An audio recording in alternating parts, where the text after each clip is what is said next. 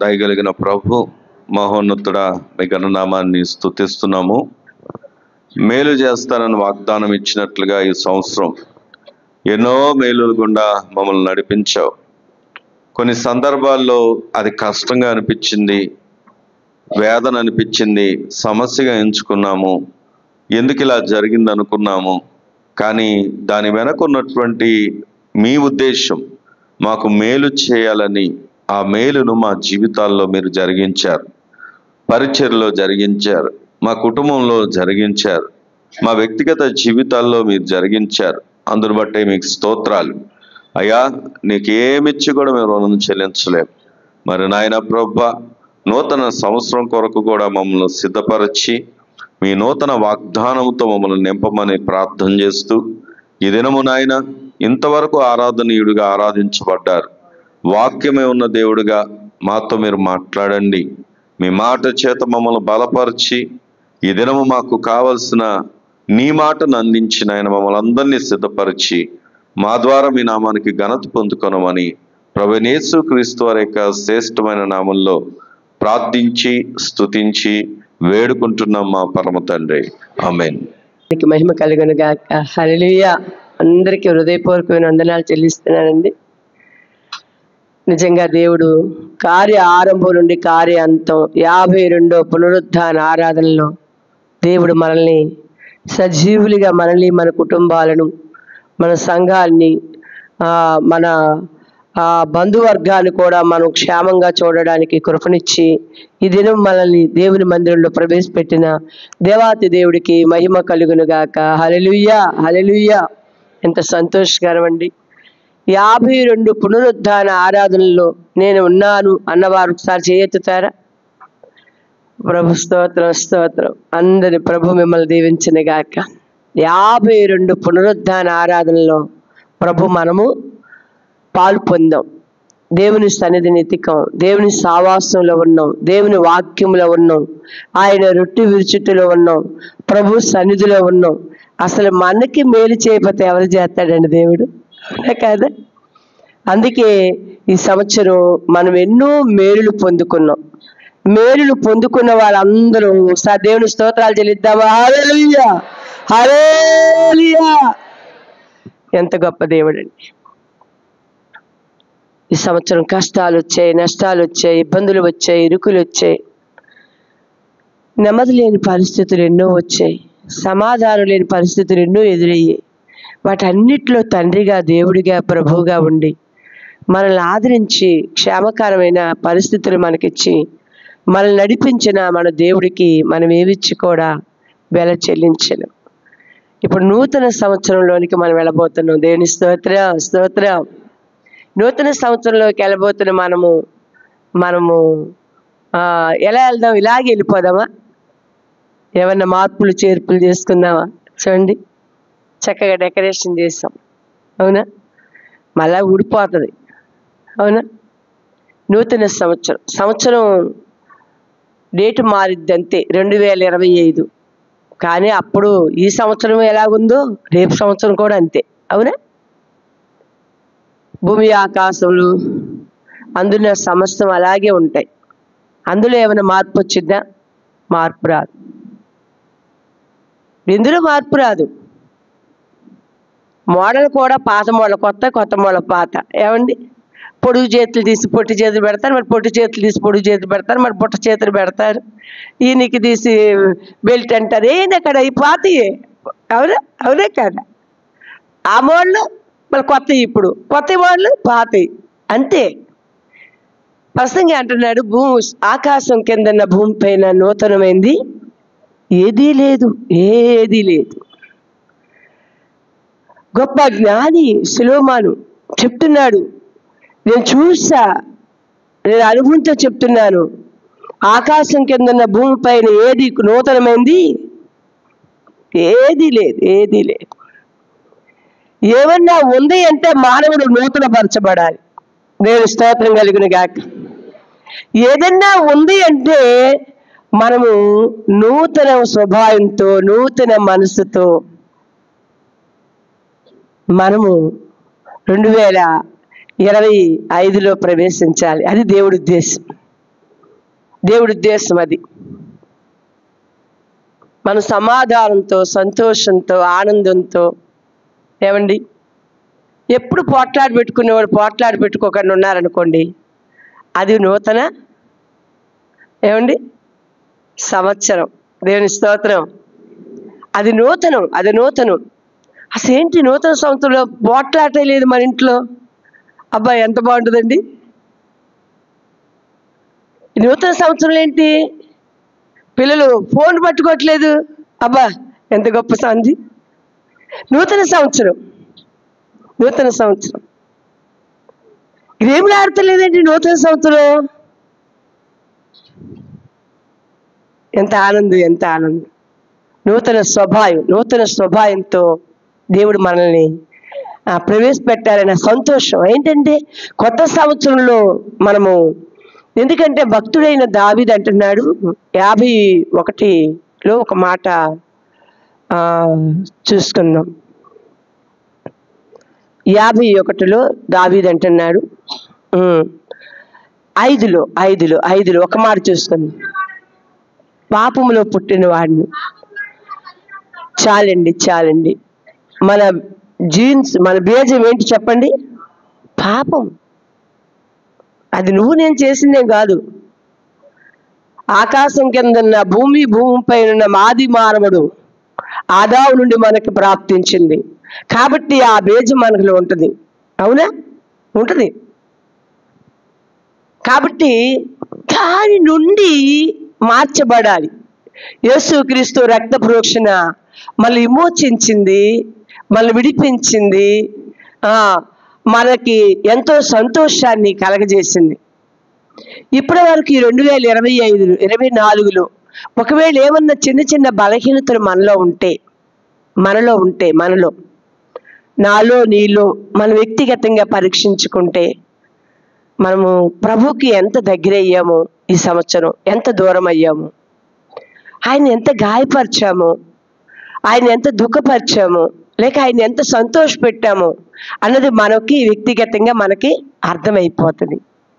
ఈ 2025లో మనము ఆయన సంతోషపెట్టేవారంగా, మనం సంతోషంగా ఉండేవారంగా, ఆయన్ని ఘనపరిచేవారంగా, మనం ఘనపరచబడేవారంగా, ఆయన్ని మహిమపరిచేవారంగా, మనం మహిమ పొందేవారంగా, ఆయన్ని కొనియాడేవారంగా, మనం కొనియాడబడేవారంగా నూతన సంవత్సరాన్ని ఎదుర్కోవాలి. మనం దేవుని స్తోత్రం కలిగిన గాక.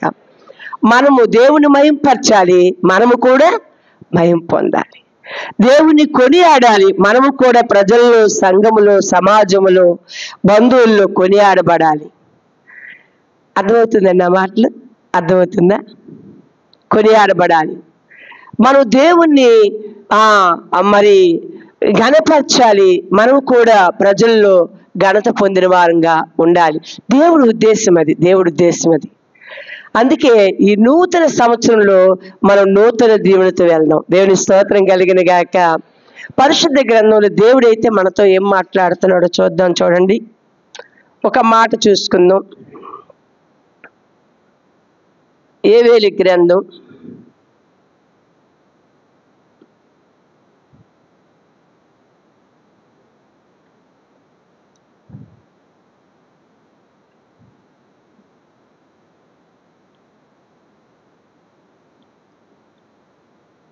7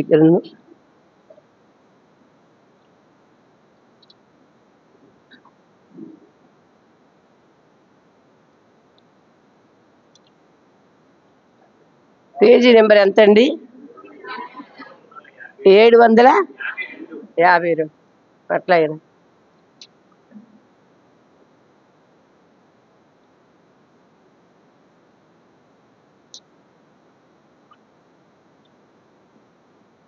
చూద్దాం దేవుని వాక్యం. పరిశుద్ధ గ్రంథంలో యోవేలు గ్రంథం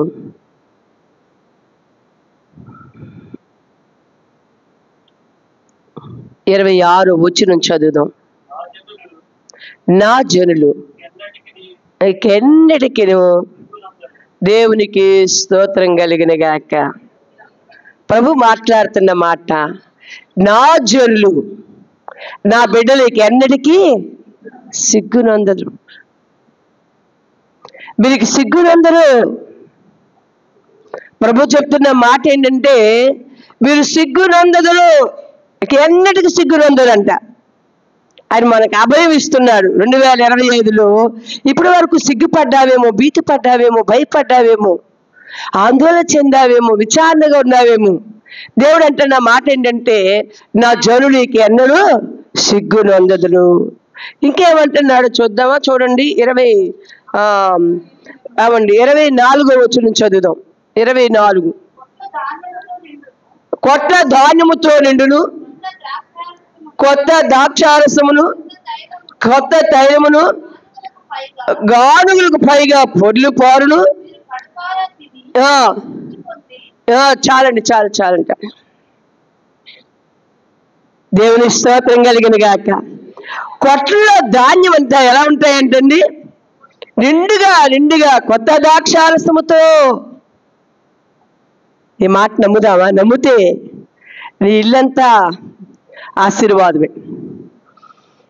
మీరు ఎలా ఉండబోతున్నారంటే దేవుడు అంటున్నాడు కొట్లలో ధాన్యం నిండుగా ఉండును, కొత్త ద్రాక్షారసము, కొత్త తైలము, గానుగులు పైగా పొర్లిపారును.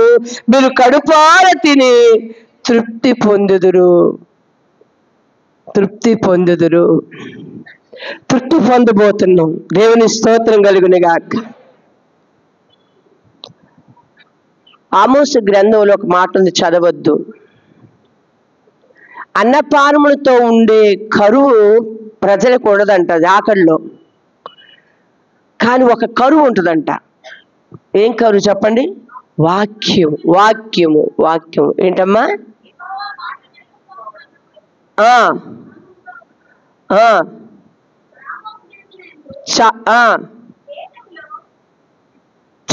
చాలు. ఏ కరువు ఉంటుందంట? వాక్యం కరువు ఉంటుందంట. కానీ ఆ వాక్యం కరువు కూడా లేకనే మనల్ని చేస్తారంటున్నారు. దేవుని స్తోత్రం కలిగిన గాక.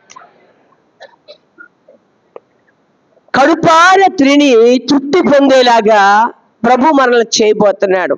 కానీ మనం ఒక్కటే కొంచెం నూతన స్వభావం తేల్దాం. సంతోషంతో, సమాధానంతో, ఆనందంతో, దేవుడు మారిన మనసుతో మనం వెళ్దాం. మారిన మనసుతో. ఒకళ్ళేమైనా చిన్న పొరపాట్లు, బలహీనతలు ప్రభు దగ్గర ఒప్పుకోలేని ఏమన్నా ఉంటే ఇప్పుడు ఒప్పేసుకుందాం. 2025లోకి వెళ్ళే ముందు ఇక ఒప్పుకుందాం. నీ బలహీనతలు మనుషుల దగ్గర ఒప్పుకో అక్కర్లా, నువ్వు మనుషులు కనపడేలాగా ఒప్పుకో అక్కర్లా, కానీ నీ తండ్రి అయిన దేవుని వద్ద మనం ఒప్పుకొని విడిచిపెడతాం. ఆయన అంటున్నాడు నా జనులు సిగ్గునందరు.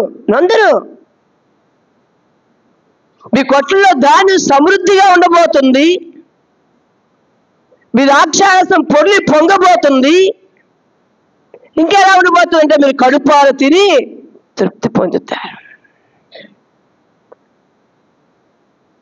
చూడండి 25 ఎంత కార్యమును జరిగించిన మీ దేవుడైన స్తుతించినట్లు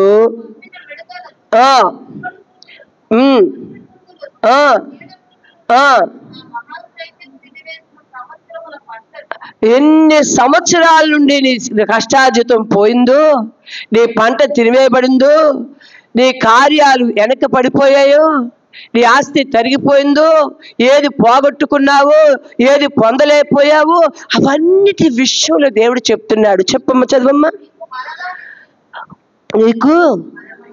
నీకు నాకు మరలా ఇచ్చాను. దేవుని స్తోత్రం కలిగిన గాక.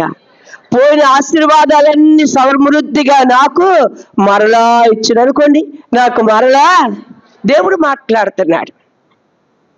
నీ దేవుడైన యెహోవా స్తుతించబడినట్లుగా నీ నోటి ద్వారా, నీ కుటుంబం ద్వారా నీ దేవుడైన యెహోవా ఘనపరచబడినట్లుగా ఆయన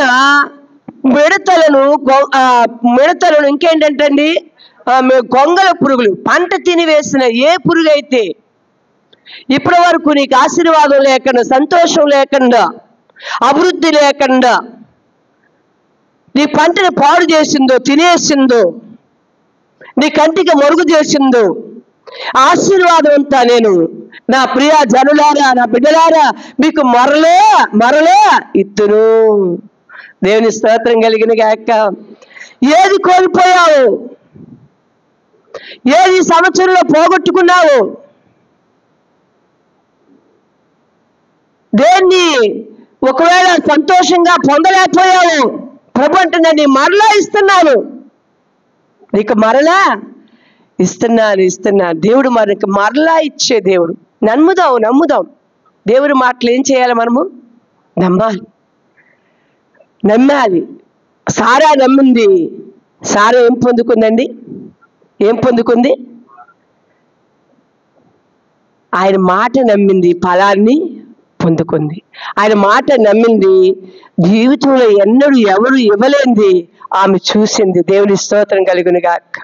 వైద్య శాస్త్రం గ్రహింపలేని ఆశ్చర్యమైన సంగతిని, కార్యమును దేవుడు ఆమె పట్ల జరిగించాడు. అది దేవుని శక్తి ఉంది. దేవుని స్తోత్రం కలుగును గాక. ఆయన చేస్తాడు, అంతే. ఆయన చేస్తాడు. అసలు 2025లో మన పరిచయం ఇలా ఉండదు. ఇంతకు డబల్ అవ్వబోతుంది. ఆమెను చెప్పండి. ఆమె నీ కుటుంబ ఆశీర్వాదం నువ్వు అనుకున్న దానికంట, నువ్వు ఊహించిన దానికంటే డబల్ అవ్వబోతుంది ఆశీర్వాదం. అంత గొప్ప దేవుడు నీ పక్షంగా ఉన్నాడు. ఇప్పటి వరకు ఒకవేళ అప్పులు చూసావేమో, వడ్డీని కడుతున్నావేమో, బాధల్లో ఉన్నావేమో, ఇక రానున్న దినాల్లో అప్పుల నుండి విడుదల పొందబోతున్నావు, వడ్డీల నుండి విడుదల పొందబోతున్నావు, పేదరికం నుండి విడుదల పొందబోతున్నావు, దరిద్రత నుండి విడుదల పొందబోతున్నావు, అశాంతి నుండి విడుదల పొందబోతున్నావు, అసమాధానం నుండి విడుదల పొందబోతున్నావు, నెమ్మది పొందబోతున్నావు, అభివృద్ధి పొందబోతున్నావు, సంతానం లేకపోయిందేమో సంతానం పొందబోతున్నావు, ఉద్యోగం లేముందేమో ఉద్యోగం పొందబోతున్నావు, వివాహ కార్యాలు ఏమున్నాయేమో వివాహ కార్యాలు జరగబోతున్నాయి. దేవునికి స్తోత్రం కలుగును గాక. నూతన స్వభావం తీసుకుందాం, అంతే చాలు. ఇంకేం అక్కల, ఏం ఖర్చు పెట్టద్దు మనం. దీనికి మనం ఏమి కష్టపడక్కల్లా, బరువులు మొయ్యక్కల్లా, కష్టపడక్కల్లా, ఏమొద్దు. ప్రభు మాటను తీసుకుందాం, అంతే. నూతన స్వభావం. ఇప్పటి వరకు మనలో ఉన్న బలహీనతలు ప్రభువుకి విరోధమైంది. నీ మనస్సాక్షి నిన్ను గద్దించేది. నీ మనస్సాక్షి ఎవరో గద్దించేది కాదు. నీ మనస్సాక్షి దేవుడి దగ్గర గద్దించేది. నీ మనస్సాక్షి వాత వేసేది. ఏదన్నా నీలో కనపడుతుంటే నిజమే కదా, ఈ మనస్సాక్షి నాలో ఉంది అనుకుని మన దగ్గర ఏదుందో దాన్ని మాత్రం భూస్థాపన చేద్దాం. దేవుని స్తోత్రం కలిగిన గాక. ఇన్ని గొప్ప కార్యాలు దేవుడు మనకు చేయబోతున్నాడు. ఎన్ని గొప్ప కార్యాలంటండి, అసలు ఊహించలేము. రేపు ఈ సంవత్సరం జరగలేదు అన్నది లేకుండా ప్రభు నీ జీవితంలో, మన జీవితాలు జరిగించబోతున్నాడు. ఆమె ఇంకా ఆయన ఏమంటున్నాడో చూద్దాం. ఒక మాట మీకు చూపిస్తాను చూడండి. కింద మాట చదవండి. 27, 26.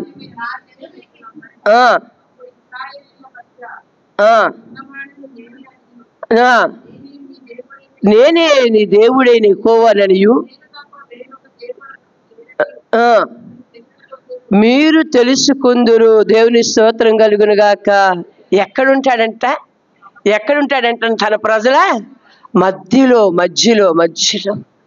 మన మధ్యలో ఉంటారని మాట ఇస్తున్నాడండి.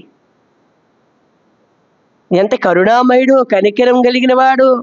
మనకు ఎవరి మీద ఉన్న పగుందనుకోండి, వాళ్ళ మేలు మనం చూడసి సంతోషించలేం.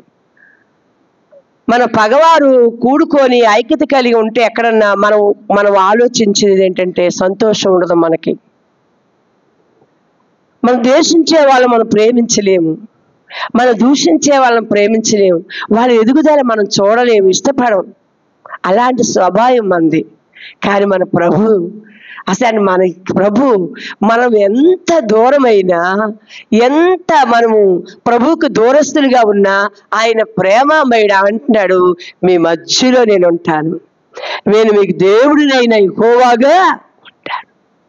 తన ప్రజలతో మాట్లాడుతున్నాడు, తన బిడ్డలతో మాట్లాడుతున్నాడు. ఈ వాక్యం ద్వారా ఈ యొక్క పగటి వేళ ఈ మాటలు మనతో మాట్లాడుతూ ఉన్నాడు. తన పిల్లలైన మనతో మాట్లాడుతూ ఉన్నాడు. మన మధ్యలో ఉంటాడంట. మన మధ్యలో ఉంటాడంట. మన మధ్యలో ఉన్నప్పుడు మనం ఎలా ఉండాలి? ఎలా ఉంటాం చెప్పండి? ఎలా ఉంటాం చెప్పండి? చాలా క్రమశిక్షణగా ఉంటాం. అవునా? అవునా కదా?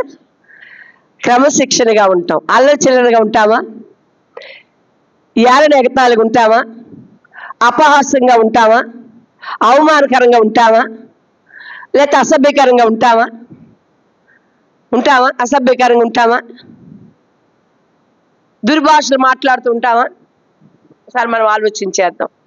మన మధ్యలో ఒక అధికారం ఉంటే మనం ఎంత గడగడలాడిపోతామండి. ఎంత గడగడలాడిపోతాం, ఎంత వణికిపోతాం. వాళ్ళు వెళ్ళే వరకు కాళ్ళు నొప్పులైనా మోకాళ్ళు నొప్పులైనా కూర్చుంటామా? అలాగే నుంచుంటాం. కానీ మన దేవుడు కాళ్ళు నొప్పి అయితే కుర్చీలో కూర్చొని ప్రార్థన చేసుకోమంటున్నాడు. దేవుని స్తోత్రం కలిగినగా. మన అధికారులు మన ముందుకు వస్తే మనం ఎంతసేపు వాళ్ళు నుంచున్నంతసేపు వాళ్ళు వెళ్ళేంత వరకు కూడా మనం చేతులు కట్టుకొని మనం వాళ్ళ ముందు నిలబడాలి. కానీ ప్రభు అంటున్నాడు, మీ మధ్యలోకి వస్తా, మీ మధ్యనే ఉంటా. అంటే మన మధ్యలో సేవలో సంఘంలో ఇక్కడ ఉంటాడన్నాడు, మన గుడారంలో ఉంటానని సెలవిస్తున్నాడు. మన మధ్యలో ఉన్నప్పుడు మనం ఎలా ఉండాలంటే ఆత్మీయ క్రమశిక్షణ మనకులో కనపడాలి. మన పదజాలు బాగుండాలి, మన వైఖరి బాగుండాలి, మన సంభాషణ బాగుండాలి. ఎడాపెడా మాట్లాడుకుంటే ఆయన అంటున్నాడు, చూడండి ఒక మాట చూపిస్తాను.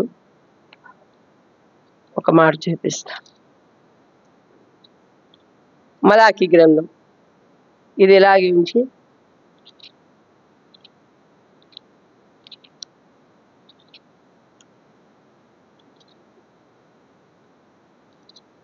కొత్త బైబిల్ 16 చూడండి, 3:16.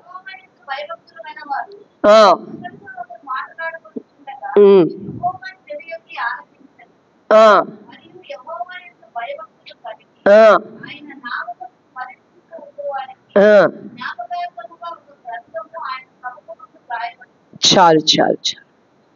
ఆయన మన మాటలు వింటవే కాదు, ఆ గ్రంథంలో రాస్తాం కూడా మొదలు పెడతాడంట.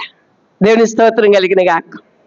మన సంభాషణలు, మన మాటలు మన మధ్యలో ఉండి వింటవే కాదు కానీ అవి రాస్తానికి ఒక గ్రంథం కూడా సిద్ధపరిచాడంట.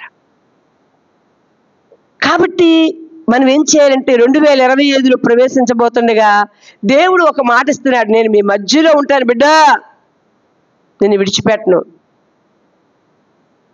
పోగొట్టుకున్న అన్ని మరలా డబుల్ బ్లెస్సింగ్తో నేను నింపబోతున్నా.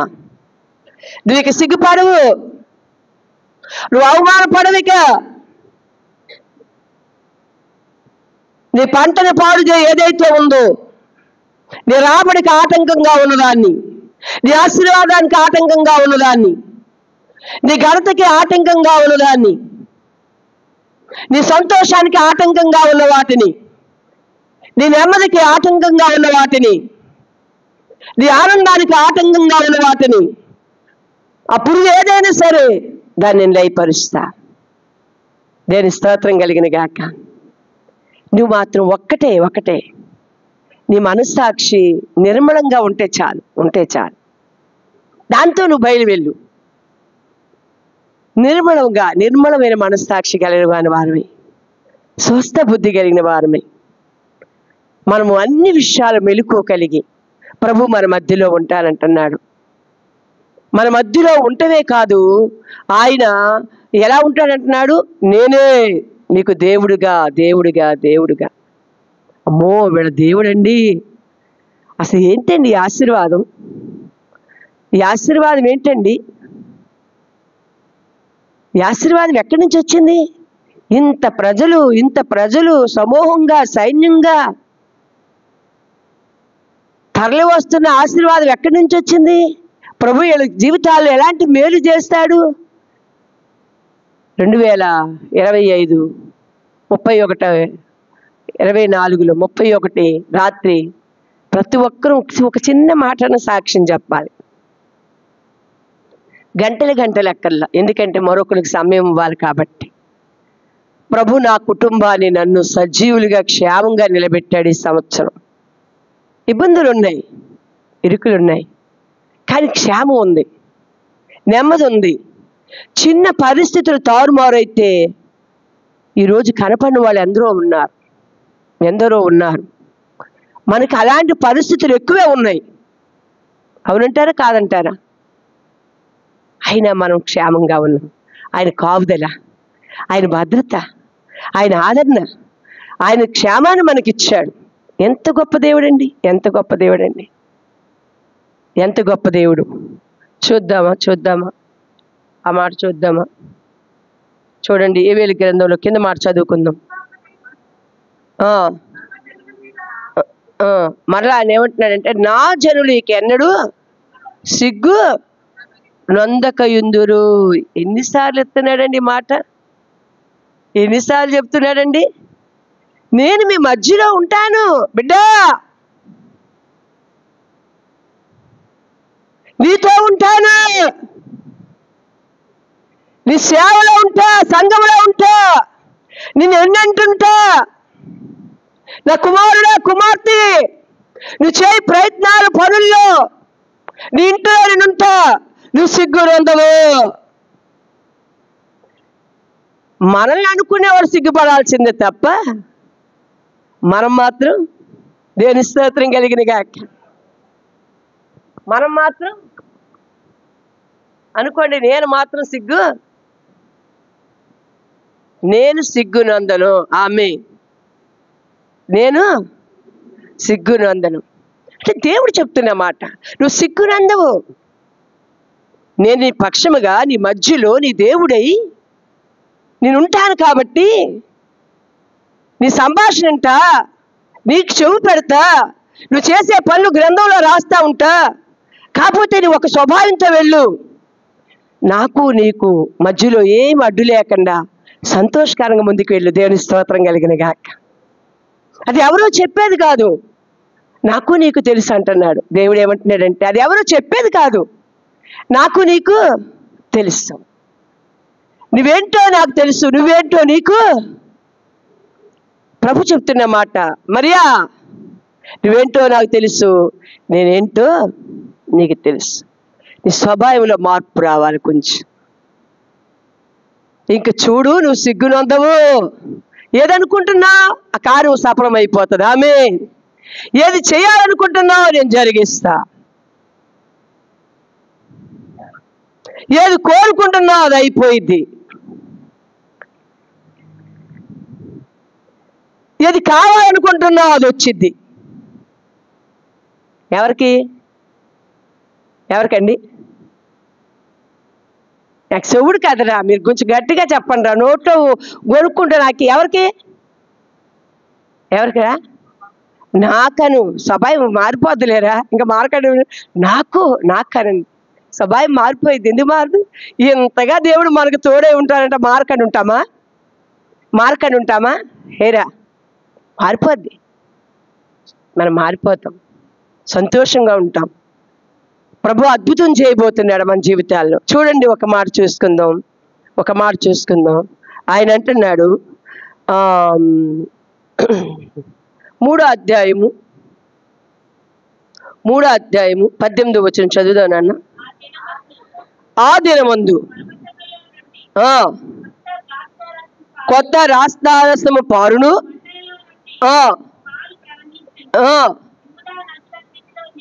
నీళ్లు పారును, ఉబికి. దేవునికి స్తోత్రం కలిగిన గాక.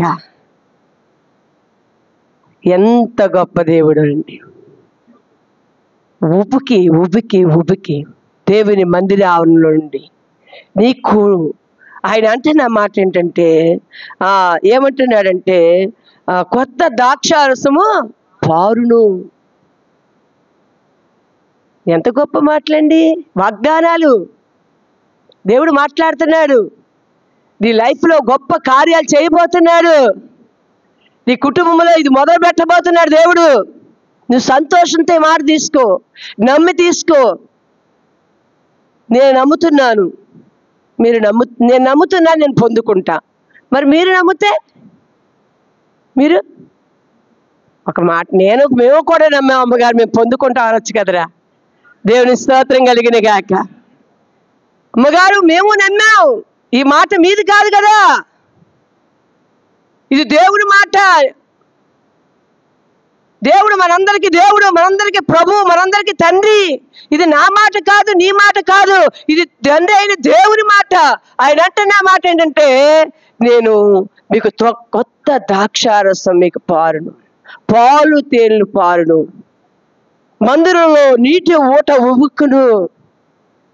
ఇది ఉద్యాన వనము. వనానికి ఏం కావాలి చెప్పండి? నీరు కావాలి. నీరుంటే చెట్టు ఏమవుతుంది? ఫలించిద్ది, ఫలభరితంగా చిగురించిద్ది, అది వాడుబారిపోదు, పుష్పించిద్ది. కాపు, పింద, కాయ, మొగ్గ, ఫలములతో ఏమవుతుందంటే గొప్పగా ఉంటుంది. ఆ ఉద్యాన వనమును చూసి దేవుడు ఏం చేస్తాడంటే ఎప్పుడు ఆ చోట్లనే సంతరిస్తాడు. దేవుని స్తోత్రం కలిగిన. తూర్పు గాలి వచ్చినప్పుడు తూర్పుకి వెళ్ళిద్దంట వాసన, అబ్బో కర్మేలు వాసన. పడమర గాలి వీసినప్పుడు అంటే పడమరకి వెళ్ళిద్దంట, అబ్బబ్బబ్బబ్బ కర్మేలు వాసన. ఉత్తర గాలి వచ్చినప్పుడు అంటే ఉత్తరానికి వెళ్ళిద్దంట, కర్మేలు వాసన. దక్షిణపు గాలి వచ్చినప్పుడు అంటే దక్షిణం వైపుకి వెళ్ళిద్దంట, కర్మేలు వాసన. ఇది నీరు పెట్టిన తోట, ఇది ఫలభరితమైన తోట, ఇది ఫలములు కలిగిన తోట, ఇది ఫలించే తోట. కారణం ఏంటంటే యెహోవా అన్న దేవుడు వారి మధ్యలో ఉన్నాడు. దేవుని స్తోత్రం కలిగినగా. మరి గుడారంలో ఉన్నాడు, మరి ఇంటిలో ఉన్నాడు, మరి మందిరంలో ఉన్నాడు. అందుకే ఈ సువాసన, ఈ సువాసన, సువాసన.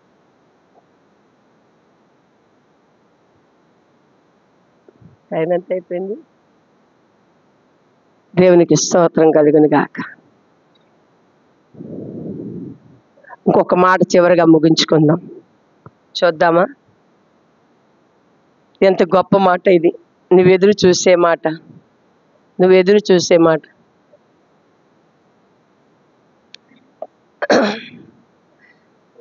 అదే అధ్యాయం, 2వ అధ్యాయంలో చివరి మాట చదువుకుందామా?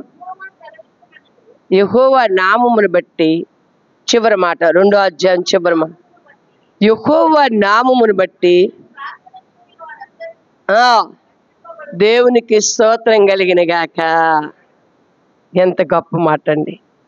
నీ భర్త కొరకు ప్రార్థన చేస్తున్నావు కదూ, రక్షణ కార్యం జరిగించబోతున్నాడు.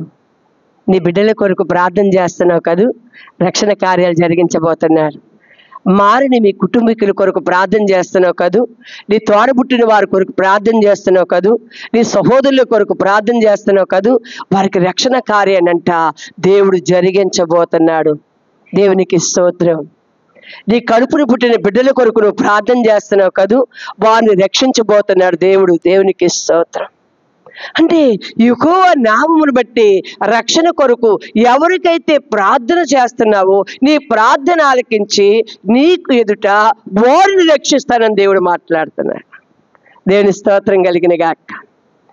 ఎంత గొప్ప దేవుడండి ఆయన. మనల్ని మన మధ్యలో ఉంటేనే కాదు, మనల్ని అభివృద్ధి పరిస్తే భౌతికంగా దీవెన, ఆధ్యాత్మికమైన, భౌతికంగా, మానసికంగా, ఆధ్యాత్మికంగా ఇన్ని ఆశీర్వాదాలు దేవుడు మనకి ఇవ్వబోతున్నాడు. కానీ అంటే ఒకటే, మనం ఆయనతో ఉండి ప్రయాణం చేద్దాం. ఒక భర్త మార్పు చెందితే భార్యకి ఎంత సంతోషం అండి.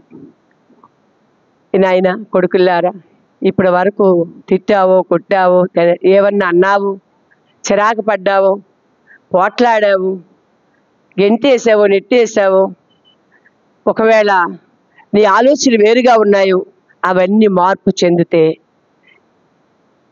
నూతన సంవత్సరం పండగ నీ భార్యకి, నీ పిల్లలకి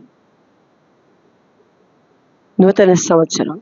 అలాగే తల్లి, మన గయ్యాలి నోర్లు, కేకలు పెట్టే నోర్లు, అరిసే నోర్లు, అమ్మా, మాట వినని స్వభావం మనలో ఒకవేళ ఉంటే దాన్ని మనం విడిచిపెట్టుకుంటే భర్తకి ఎంత పండగండి, బిడ్డలకి ఎంత పండగండి. పిల్లలు ఇప్పటి వరకు మాట వినకపోతే తల్లిదండ్రులకు వేదనగా ఉంటే, తల్లిదండ్రుల మాట వినకుండా లోబడకుండా ఎన్ని మార్లు చెప్పినా అదే పని చేస్తున్నట్లయితే ఆ బిడ్డలు మార్పు చెంది ఇక ఆ పని చేయకుండా ఉంటే తల్లిదండ్రులకి ఎంత సంతోషం అండి. ఏమండి? అమ్మ ఏంటో కానీ ఆ బాధ విన్నాడంట. ఆదివారం నుండి నా కొడుకు కోపం లేదమ్మా అని నాకు చెప్తే వాళ్ళ మమ్మీ వాళ్ళు ఎంత సంతోషం, వాళ్ళ అక్క చెల్లెలు చెప్తే ఎంత సంతోషం. ఏమండి? కోపం లేదమ్మా, అసలు ఫోనే ముట్టుకోవట్లేదండి ఏంటో కానీ అని నేను మనవళ్ళ గురించి మనవరాల గురించి చెప్తే నాకెంత సంతోషం. నోయి ఎంత సంతోషం, ఎంత సంతోషం, ఎంత సంతోషం.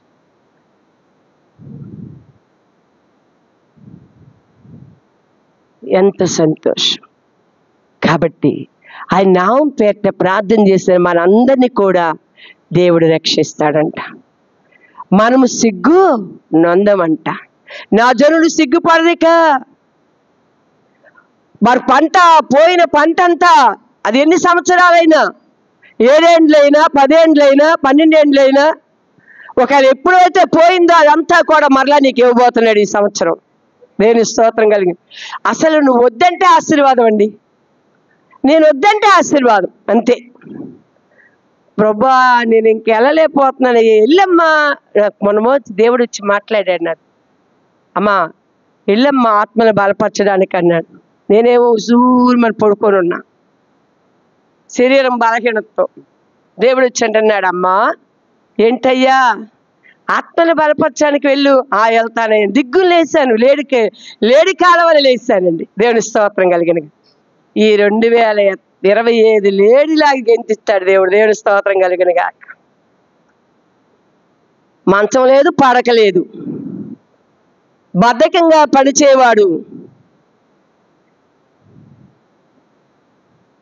అదొద్దు మనకి. చురుకుగా పనిచేవాడు భాగ్యవంతుడు. ఆమేన్, ఆమేన్. చురుకుగా ఉందాం, చురుకుగా ఉందాం.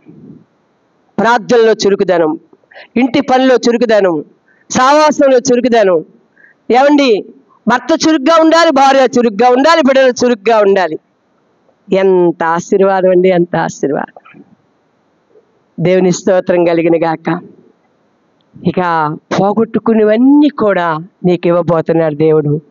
నా జనులు సిగ్గునందరు. ఇక ఎన్నడూ మనం సిగ్గుపడమండి, సిగ్గుపడం. ప్రభు ఈ మాటలు ఆయన ఎన్నికల్లో మన జీవితాల్లో నెరవేర్చునుగాక. ఆమె చిన్న ప్రార్థన చేసుకుందాం. సర్వకృపానిధి తండ్రి, ఏమి మాట్లాడాలి ప్రభా? నీ పాదాల దగ్గరికి వచ్చినప్పుడు ఈ మాటనిచ్చావు నాయన. ఇది నీ మాట ప్రభా. నా జనులు నీకు ఎన్నడూ సిగ్గునందరని చెప్పమన్నావు. కోల్పోయినదంతా మరలా వారికి ఇస్తున్నానని చెప్పమన్నావు. వారి మధ్యలో నేను ఉంటానన్నావు తండ్రి. కన్నీళ్లతో ఇప్పటి వరకు అన్నపానంగా కన్నీళ్లే అనుకున్న వారి జీవితాల్లో ఇక ఆ కన్నీళ్లు కనపడవని రుజువు చేయను ఆయన. వారి వేదన కనపడదని రుజువు చేయను ఆయన. వారి నిట్టూర్పులు కనపడవని రుజువు చేయను ఆయన. వారి దుఃఖము కనపడదని రుజువు చేయను ఆయన. వారు సిగ్గుపడరయ్యా. భర్తలు బిడ్డలు మార్పు రక్షణ కొరకు ప్రార్థిస్తున్న ఈ సంఘం వారికి రక్షణానందాన్ని ఇచ్చినందుకు కృతజ్ఞతా స్తోత్రములు చెల్లిస్తాను. నాయన, నాయన, మా దేవుడిగా, మా ప్రభువుగా, మా రక్షకుడిగా మా మధ్యలో ఉంటానన్నావు. నీరు పారే తోటగా, నీటి ఊటగా ఈ మందిరాన్ని సావాసాన్ని నింపుతారని వాగ్దానం చేసిన తండ్రి, నీ కృతజ్ఞతలు చెల్లిస్తూ బిడ్డలందరినీ మీకు అప్పగించుకుంటూ యేసు నామమున అడిగి పొందున్నాం పరమ తండ్రి. ఆమేన్.